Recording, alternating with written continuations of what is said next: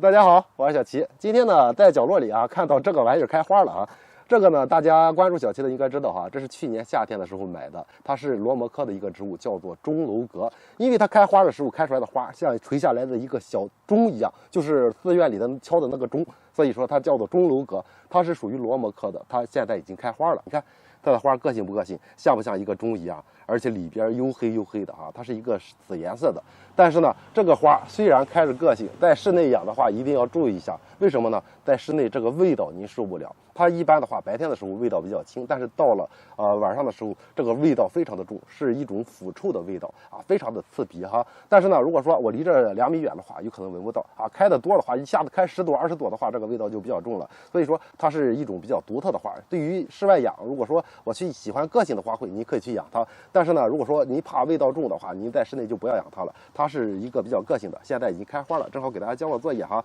对于我们养的其他的罗摩科的植物，有很多是没有味道的，比如波斯地毯，比如我们养的那些甜甜圈之类的，它们开花也同样的非常的个性，它们是没有味道。如果喜欢的话，也可以去养一下，比这个是好养哈。但是要记住，罗摩科它什么时候休眠呢？它是在冬季休眠，它不怕高温，就怕低温。有的话就说我在冬季的时候怎么都烂掉呢？因为只要温度低于5度，您浇水它必然会腐烂掉。所以说，在温度10度以上的情况下，我们才能够正常的浇水。一般到了冬季来临，然后呢温度持续在10度以下，这个时候我们就要停止浇水。在停止浇水的这个过程中，它的根系发达，它的叶片呢会出现打蔫的情况，这是很正常的。只要说它的叶片不是说直接干瘪回抽了，短一个冬天的时间它是不会干死的。等到春天来临，温度能够持续在5度以上，我们把它放到见光的位置，给它浇上水，它接着就能够恢复，接着就能够生长。这一盆呢，当时我买了1根枝条，是25块钱包邮买的，结果呢现在长了满满的一盆，所以说它长势非常的快速。但是一定要记住，怕低温，